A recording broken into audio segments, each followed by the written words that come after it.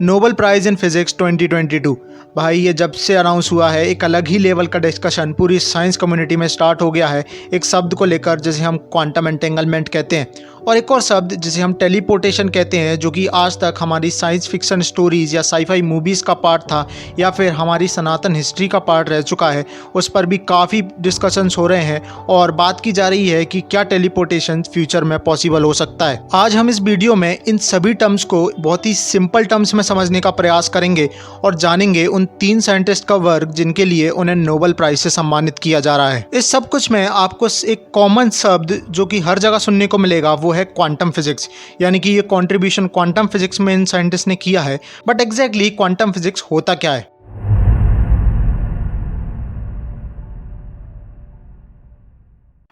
हमारे इस physical world में जब हम कोई भी नेचुरल फिनोमिना को समझने के लिए उसके पार्टिकल तक पहुंचते हैं, यानी कि एक छोटी सी इकाई पर पहुंच के उसको समझने का प्रयास करते हैं, तो वहाँ जो फिजिक्स इन्वॉल्व होती है उसे हमने क्वांटम फिजिक्स का नाम दिया है।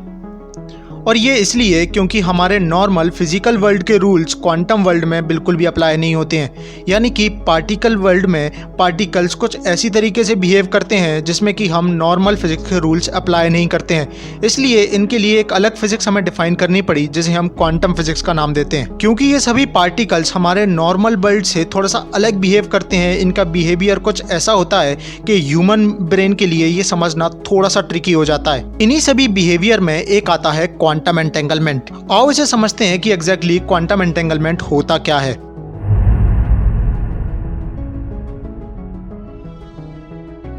सपोज करो आपके पास 2 पेन हैं, एक ब्लू और रेड। अब यदि आप कोई चेंज ब्लू पेन में लाते हो तो वो चेंज ब्लू पर ही रहने वाला है, उसका इफेक्ट आर पर आपको बिल्कुल भी नहीं दिखेगा।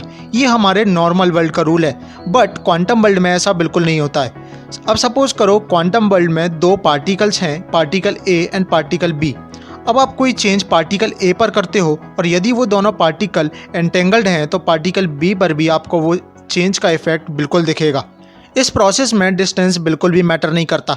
यानी कि अगर एक पार्टिकल अर्थ पर है और दूसरा पार्टिकल मून पर है, इन दोनों के बीच में एक काफ़ी बड़ा डिस्टेंस है, लेकिन उसके बाद भी हमें चेंज ए पर करने पर बी पर भी दिखेगा। और इस एक्शन के बीच का टाइम डिफरेंस बहुत ही मिनिमम होगा। यानी कि ऑलमोस्ट जब आप चेंज ए पर कर रहे हो तो उसी समय चेंज बी पर भी आने वाला है। तो क्या ये पूरा क्वांटम एंटेंगलमेंट की प्रोसेस इन 3 साइंटिस्ट ने डिफाइन की? तो नहीं, ये पहले से हमें ऑलरेडी मालूम थी। इस पर कई सालों से डिबेट चल रही थी। 1880 से चलती आ रही ये डिबेट, जिसमें कि Einstein, Max Planck, Niels Bohr's, Heisenberg ऐसे कई सारे साइंटिस्ट इन्वॉल्व थे। इस डिबेट में एक ग्रुप साइंटिस्ट का ऐसा था जो कि इन सभी बिहेवियर्स को नॉर्मल प्रॉपर्टी मानता था क्वांटम वर्ल्ड की, जबकि एक दूसरा ग्रुप साइंटिस्ट का ऐसा था जो कि ये बोलता था कि इस सभी के पीछे कुछ हिडन फोर्सेज हैं, कुछ हिडन फिजिक्स है जो कि हमें आज मालूम नहीं है, लेकिन फ्यूचर में हमें मालूम चल जाएगी। अब प्रेजेंट वर्ल्ड में आए तो इन तीनों साइंटिस्ट जिनको नोबेल प्राइज दिया जा रहा है, उन्होंने एक बेस या फॉर्म बना दिया है जिससे कि बताया जा सके कि क्वांटम एंटेंगलमेंट क्वांटम पार्टिकल्स का ही एक बिहेवियर है और इसके पीछे कोई हिडन फोर्स नहीं है। मगर इन सब कुछ में टेलीपोर्टेशन कहाँ फिट होता है?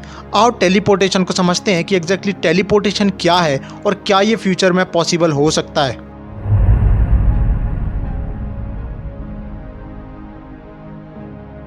अगर बहुत ही सिंपल टर्म्स में हम बात करें तो टेलीपोर्टेशन बेसिकली एक मोशन है या फिर कहें एक ऑब्जेक्ट का एक प्लेस से दूसरी प्लेस तक जाना है इन नेग्लिजिबल अमाउंट ऑफ टाइम।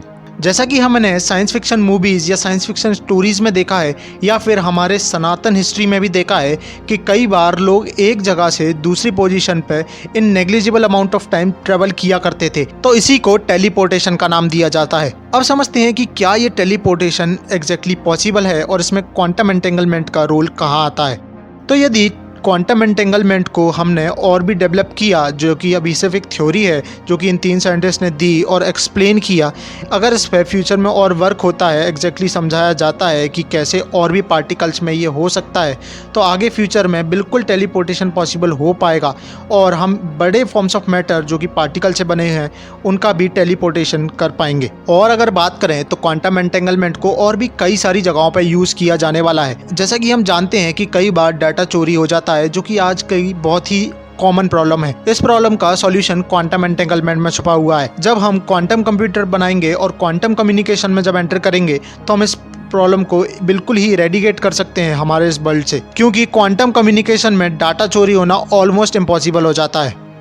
तो हाँ, फ्यूचर में क्वांटम एंटेंगलमेंट बहुत कुछ लाने वाला है। बहुत सारा इसका यूज़ क्वांटम कम्युनिकेशन में किया जाएगा, क्वांटम कंप्यूटर्स बनाए जाएंगे, हाई स्पीड डाटा ट्रांसफर्स वगैरह, ये सब कुछ में आगे ये यूज़ होने वाला है। मगर हाँ, आज ही ये बोल देना कि टेलीपोर्टेशन फ्यूचर में पॉसिबल होने वाला है तो ये थोड़ा सा जल्दी हो जाएगा, क्योंकि अभी सिर्फ थ्योरीज आई हैं, इस पर काफ़ी काम किया जाएगा, उसके बाद इंजीनियर्स वर्क करेंगे और उसके बाद ही इसे मैकेनिक्स में कन्वर्ट किया जाएगा।